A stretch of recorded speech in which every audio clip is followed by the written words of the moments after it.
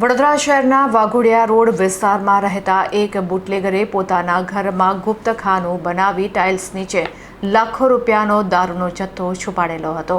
પોલીસે બાતમીના આધારે દરોડો પાડીને આ લાખો રૂપિયાનો દારૂના જથ્થાને ઝડપી પાડ્યો છે.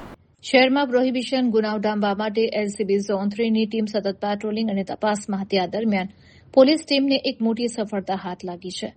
શહેરના વાઘોડિયા રોડ ઉપર આવેલા જાનકી ડુપ્લેક્સમાં એક બુટલેગરે વિદેશી દારૂનો જથ્થો છુપાવવા માટે ઘરમાં જ ગુપ્ત ભોંયરું બનાવી રાખ્યો હોવાનો પર્દાફાશ થયો છે. પોલીસને મળેલી ચોક્કસ બાતમીના આધારે વાઘોડિયા રોડ સ્થિત જાનકી ડુપ્લેક્સમાં દરોડો પાડવામાં આવ્યો હતો. તપાસ દરમિયાન પોલીસ પણ બુટલેગરની ચાલાકી જોઈને ચોંકી ઉઠી હતી.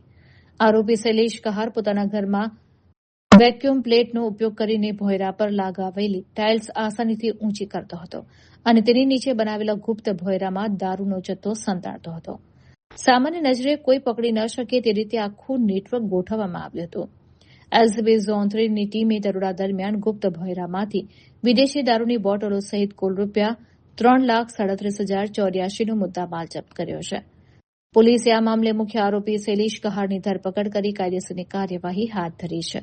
આ દારૂનો જથ્થો ક્યાંથી લવાયો હતો અને અન્ય કોણ કોણ આ નેટવર્કમાં સામેલ છે તે દિશામાં પોલીસે તપાસના ચક્રો ગતિમાન કર્યા છે.